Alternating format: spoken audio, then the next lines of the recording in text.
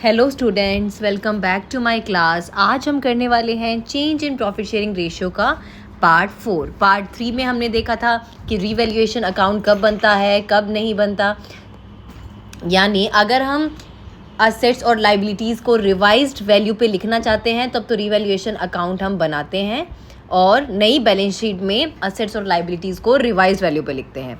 वहीं अगर revised value पे पार्टनर्स नहीं लिखना चाहते, करना चाहते अपनी बैलेंस शीट को, तो क्या करते हैं वो, तब रीवैल्यूएशन अकाउंट नहीं बनता। रीवैल्यूएशन अकाउंट का जैसे जो भी असेट्स और लाइबिलिटीज़ में लॉस या फ़ायदा हो रहा होता है वो सीधा हम एडजस्ट कर देते हैं कैपिटल अकाउंट्स के थ्रू और बैलेंस शीट में कोई भी चेंज नहीं होता।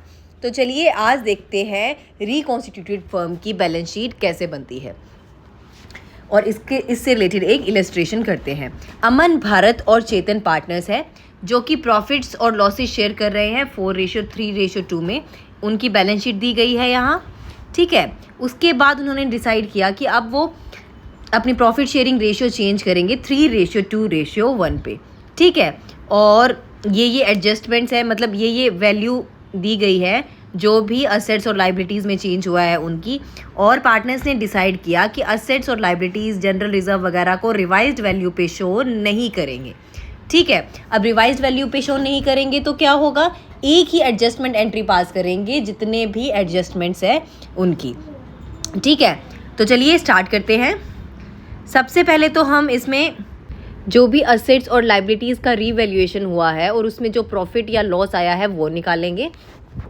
उसके बाद जो भी बैलेंस शीट के अंदर general reserve, profit and loss account वगैरह का जो हम एडजस्टमेंट करते हैं प्रॉफिट शेयरिंग रेशियो चेंज करते वक्त, वो उसमें हम ऐड कर देंगे रीवैल्यूएशन के प्रॉफिट या लॉस में।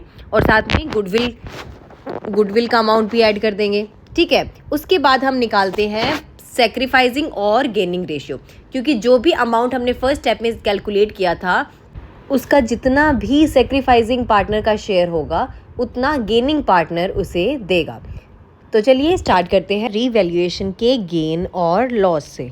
सबसे पहले है furniture is to be depreciated by 10%। जो लॉस हो रहा है पहले वो कैलकुलेट करेंगे और जो गेन होगा वो बाद में।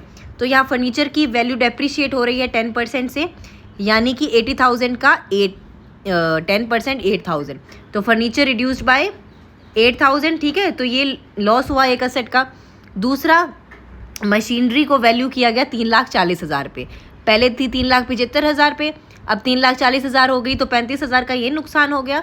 तो ये दो ही लॉस हुए हैं असेट्स में, तो ये टोटल हो गया 43,000 का हमारा पूरा लॉस।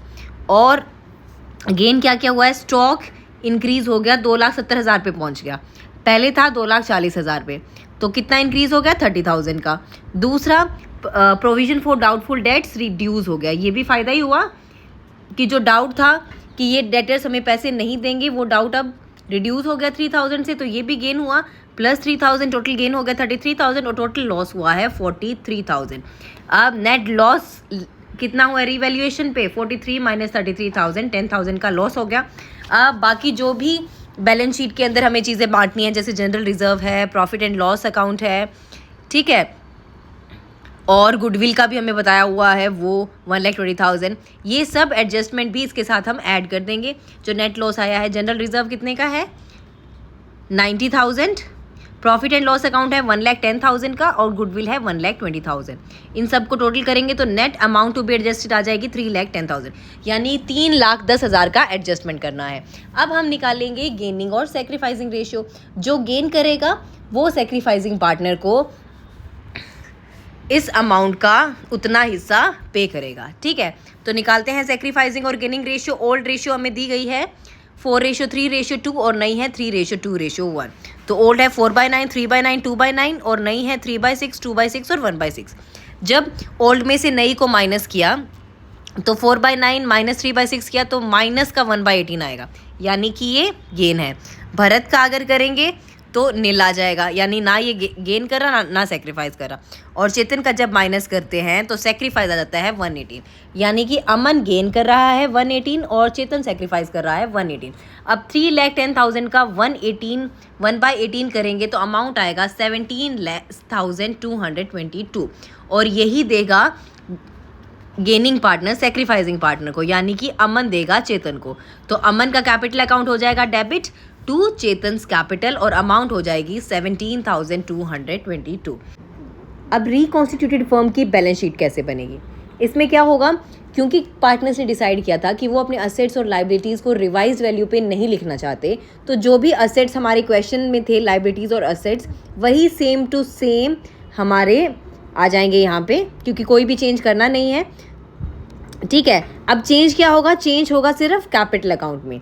जो हमने यहाँ एंट्री करी थी, जो गेनिंग पार्टनर सेक्रीफाइसिंग पार्टनर को दे रहा था, यानी कि अमन जो चेतन को दे रहा था, अमन के कैपिटल अकाउंट में से तो माइनस हो जाएंगे 17,222 और चेतन के कैपिटल अकाउंट में ऐड हो जाएंगे 17,222। पहले इनका कैपिटल अकाउंट का बैलेंस क्या था? अमन का था 3,20,000 और चेतन का था 1,80,000। तो 3,20,000 में अगर 17,222 माइनस करेंगे तो आंसर आ जाएगा 3,02,778 और चेतन वाले में ऐड हो जाएंगे तो आ जाएगा 1,97,222 और बैलेंस शीट हो जाएगी हमारी टैली। ठीक है, वहीं अगर वो रिवाइज्ड वैल्यू पे लिखते तो क्या होता? जो जो असेट्स में चेंज आया है वो सब यहाँ चेंज आता। ठीक है, और रीवैल्यूएशन का जो भी लॉस या प्रॉफिट होता वो कैपिटल अकाउंट में चला ही जाना था। ठीक है, और जो भी लाइबिलिटीज़ और असेट्स में चेंज हुए थे वो सब हम इसमें लिखते। ठीक है, फिर नेक्स्ट है एडजस्टमेंट ऑफ कैपिटल। जब रिकॉन्स्टिट्यूशन होता है पार्टनरशिप फर्म का, तब कई बार पार्टनर्स डिसाइड करते हैं कि वो अपने कैपिटल को भी अपनी नई प्रॉफिट शेयरिंग रेशियो के हिसाब से चेंज करेंगे। और इसके लिए वो क्या करते हैं, सारी एडजस्टमेंट्स करने के बाद जो भी कैपिटल का अमाउंट आता है सारे पार्टनर्स का, उनको प्लस कर देते हैं। प्लस करने के बाद चारों पार्टनर्स का कैपिटल हो गया वो टोटल। अब इसको वो डिवाइड कर देते हैं नई प्रॉफिट शेयरिंग रेशियो में। अब जो भी अब नया कैपिटल आया है, अमाउंट कैपिटल आया है पार्टनर्स का, उसको वो कंपेयर करेंगे पिछले वाले से। अगर तो जिस पार्टनर का वो कैपिटल नए वाला ज़्यादा हुआ पिछले वाले से, तो उसे उतना अमाउंट लेके आना होगा कैश में। और अगर पिछले वाले अमाउंट से किसी पार्टनर का कैपिटल नया वाला कम हुआ तो वो विड्रॉ कर लेगा उतने पैसे। ठीक है, अब ये एडजस्टमेंट कैश के थ्रू भी हो सकती है, यानी कि अगर कैपिटल ज़्यादा चाहिए होगा तो वो कैश ला भी सकता है, और अगर कैपिटल कम हो गया बाद में तो वो कैश विड्रॉ भी कर सकता है। और दूसरा ये एडजस्टमेंट हो सकता है पार्टनर के करंट अकाउंट के थ्रू भी। ठीक है, तो चलिए देखते हैं कैसे होता है कैपिटल का एडजस्टमेंट इस इलस्ट्रेशन के थ्रू। अंकित, भावेश, चिराग और दीप पार्टनर्स थे जो कि प्रॉफिट्स को शेयर कर रहे थे 2:3:1:4 में। अब 1 अप्रैल 2025 को वो डिसाइड करते हैं कि फ्यूचर में प्रॉफिट्स को वो अब इक्वली शेयर करेंगे, यानी कि 1:1:1:1 उनकी हो गई अब नई प्रॉफिट शेयरिंग रेशियो। 1 अप्रैल को ये बैलेंस शीट दी गई है और गुडविल बताई गई है 3,20,000 और पार्टनर्स ने ये चीज़ें डिसाइड किए। एक तो क्लेम आया है वर्कमैन कंपनसेशन रिजर्व का 1,60,000 और वर्कमैन कंपनसेशन रिजर्व कितना है 1,50,000, 10,000 ज़्यादा आया है मतलब लॉस हुआ है। फिक्स्ड एसेट को रीवैल्यू किया है 15,50,000 पे, जबकि पहले असेट्स थे 14,50,000 यानी कि 1 लाख का फ़ायदा हो गया।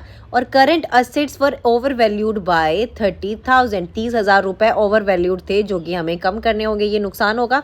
अब पार्टनर्स ने डिसाइड किया वो अपने कैपिटल को एडजस्ट करेंगे नई प्रॉफिट शेयरिंग रेशियो के हिसाब से, और जो भी एक्सेस और डेफिशिएंसी होगा उसे वो एडजस्ट करेंगे कैश से, यानी कि अगर कैपिटल ज़्यादा हुआ तो वो अपना कैश निकाल लेंगे और अगर कम हुआ तो कैश ले आएंगे। ठीक है, तो चलिए स्टार्ट करते हैं रिवैल्यूएशन अकाउंट से।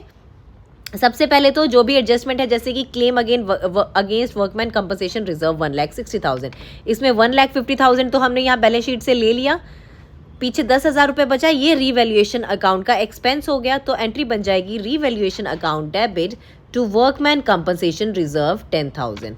ठीक है, फिर नेक्स्ट है fix asset for revalued at 15,50,000 और पहले थे 14,50,000 यानी कि 1 लाख का गेन हो गया, तो एंट्री बन जाएगी fixed asset account debit to revaluation account 1 lakh. ठीक है, यहाँ पे आ जाएगा ये क्रेडिट साइड में। फिर नेक्स्ट है करंट असेट ओवर वैल्यू थे 30,000 रुपये, उनको कम करना होगा, तो ये रीवैल्यूएशन अकाउंट के डेबिट साइड में आ जाएगा to decrease in current asset 30,000। अब टोटल करेंगे क्रेडिट साइड का तो 1 लाख और इसमें से डेबिट साइड का टोटल माइनस करेंगे तो आ जाएगा प्रॉफिट 60,000 का, और इसको हम डिवाइड कर देंगे पार्टनर्स के कैपिटल अकाउंट में ओल्ड प्रॉफिट शेयरिंग रेशियो में। ठीक है, फिर नेक्स्ट हम कैलकुलेट करेंगे गेनिंग और सेक्रीफाइसिंग रेशियो। पहले उनकी शेयर था 2:3:1:4 और अब हो गया है इक्वल। तो गेनिंग और सेक्रीफाइसिंग रेशियो कैसे निकालेंगे? Old share minus new share. अगर तो वैल्यू आई नेगेटिव में तो वो होगा गेन, और अगर वैल्यू आई पॉजिटिव में तो वो हो जाएगा सेक्रीफाइस। तो 2/10 माइनस 1/4 आ गया 1/20, ये हो गया सेक्रीफाइस। फिर है दीप का 3/10 माइनस 1/4 3/20, ये भी पॉजिटिव में है तो ये भी सेक्रीफाइस।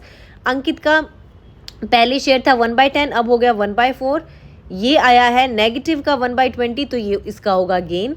चिराग का 4/10 माइनस 1/4, इसका भी गेन हो गया 3/20। अब गुडविल को हम एडजस्ट करेंगे। एडजस्ट करने के लिए क्या करें? गुडविल का अमाउंट कितना था? 3,20,000।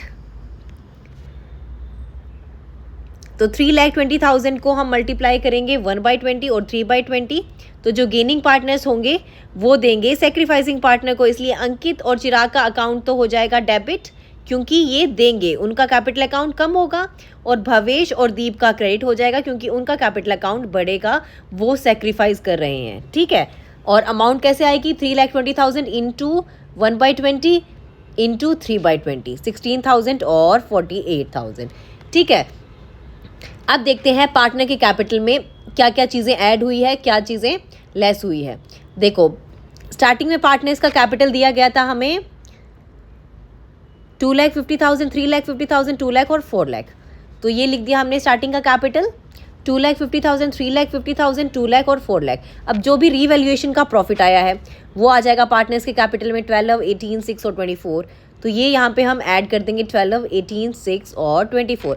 और जो भी गुडविल के लिए अंकित और चिराग ने पैसे दिए हैं उनके तो हो जाएंगे माइनस, अंकित और चिराग के, और भावेश और दीप को मिले हैं तो वहाँ हो जाएंगे ये प्लस। अब इनका टोटल करेंगे तो ये आ जाएगा एडजस्टेड कैपिटल, सारे एडजस्टमेंट करने के बाद, जो कि है 2,46,000, 3,84,000, 1,58,000 और 4,72,000। अब इस कैपिटल को हम टोटल करेंगे, ये हो जाएगी चारों पार्टनर्स की टोटल कैपिटल, जो कि है 12,60,000। अब इस 12,60,000 को हम डिवाइड कर देंगे न्यू प्रॉफिट शेयरिंग रेशियो में, जो कि है 1:1:1:1। ठीक है, तो 12,60,000 डिवाइड बाय 4। अब हर एक पार्टनर की कैपिटल होनी चाहिए 3,15,000 नए प्रॉफिट शेयरिंग रेशियो के हिसाब से। तो पहले जो कैपिटल थी वो यहाँ लिख देंगे हम 2,46,000, 384, 158 और 472, और जो नई होनी चाहिए वो आ गई यहाँ। अब जितना भी कमी पड़ रही है वो तो नया ले आएगा, और जो ज़्यादा है कैपिटल वो अपना विड्रॉ कर लेगा। अब अंकित का कैपिटल पहले था 246, अब होना चाहिए 315, यानी कि कम पड़ रहा है तो उसे 69,000 पैसे लाने पड़ेंगे। भावेश का कैपिटल पहले था 384, अब हो गया है 315, यानी कि कैपिटल ज़्यादा है तो वो उतना विड्रॉ कर लेगा, 69,000 विड्रॉ कर लेगा। चिराग का कैपिटल है 158 और अब चाहिए उसे 315, यानी कि उसे 1,57,000 रुपये लाने पड़ेंगे कैश। और दीप का पहले था 472, अब हो गया है 315, यानी कि ये 157 विड्रॉ कर लेगा। तो ऐसे होता है पार्टनर्स के कैपिटल का एडजस्टमेंट नई प्रॉफिट शेयरिंग रेशियो के हिसाब से। तो आज थी हमारी change in profit sharing ratio की लास्ट क्लास। आई होप ये आपको अच्छे से कॉन्सेप्ट समझ आया होगा। Thanks for watching. If you like this video please like, share and subscribe. Bye bye.